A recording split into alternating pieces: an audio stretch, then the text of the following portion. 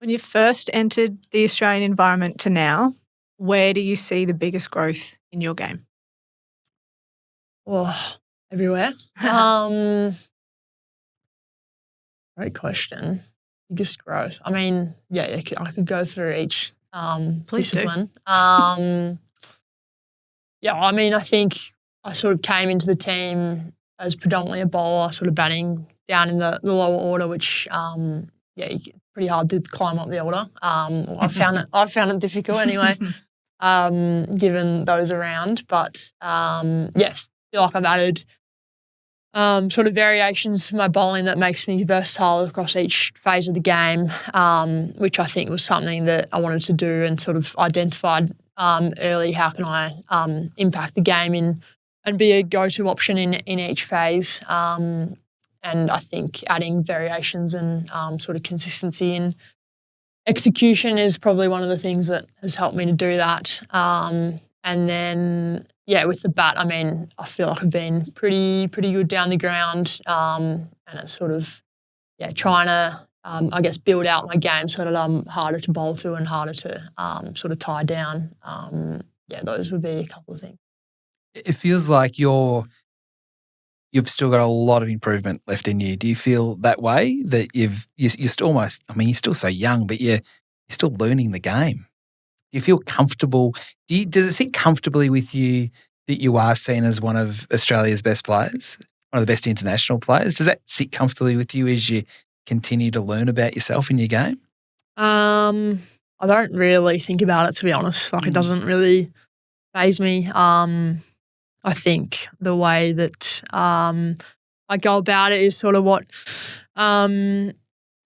brings me enjoyment in terms of, trying to get better and help the team get better in whatever team I'm playing in at the time.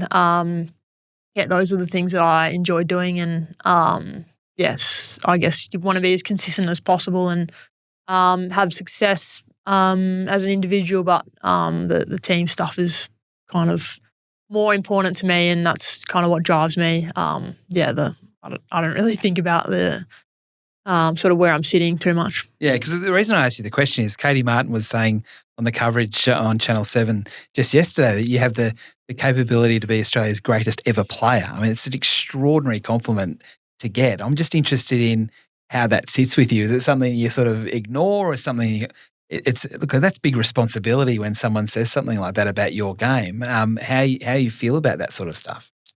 It's nice of Marto to put something out there like she that. She didn't even have a Stars hat on at the time. It was just a genuine compliment. Yeah.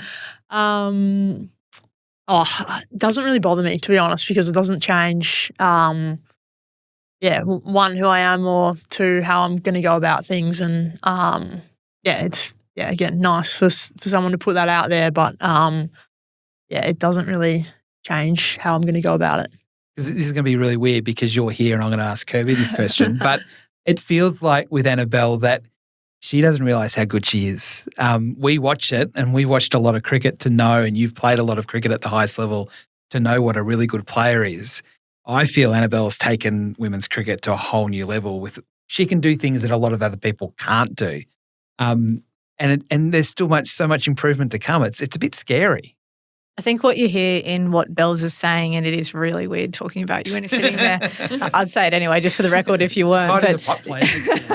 I think what you hear in the best athletes in any sport, anywhere, is this relentlessness to get better. Yeah. And I think they don't pay attention to the articles and the social media and the press around you could be, or you're being compared to someone who's been excellent in that sport. I don't think it's cricket specific. I don't think it's Annabel specific. I think when you listen to her responses then about, I don't give it airtime, it's a lovely compliment and very kind of that person to say, but that's not where I spend my time because I just want to focus on, and there's a reason that comment around it's about process, not outcome. And that's a cliche for a reason because it's so true. And I think it's not just process for the really elite athletes. It's what are those incremental gains that I can keep making so I stay ahead of the next person who is also really good.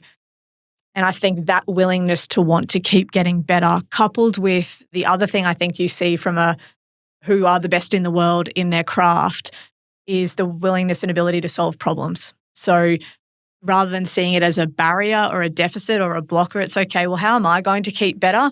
And what's this next hurdle in front of me and how will I overcome that? And that relentlessness to keep moving forward and find new and different ways to do things, I think is what sets the really good ones apart from the good ones. And Annabel is a really good one. And the reason she's a really good one is because of that willingness to want to keep evolving and getting better. And I've seen it from a leadership perspective in terms of the information that she requires and who she speaks to and how she wants to evolve that part, while she's also trying to learn how to get better at her game. So it's really interesting. It doesn't surprise me that her comment is, that's lovely, but I don't spend too much time thinking about it because I've got other things to think about that are going to keep moving my game forward. You're nodding, so you're agreeing? Yeah. Well summed up. Yeah, I mean, I also think cricket's a funny game that humbles you at the best of times. So, yeah, I like to also think about not getting too high or low, and that sort of helps me stay consistent in the way that I think about my game and, where the team's at and those sort of things, because, yeah, things can go wrong pretty quickly and, you can have a run of good stuff, and it sort of doesn't, or it shouldn't change how you're sort of thinking about the way you're going about things.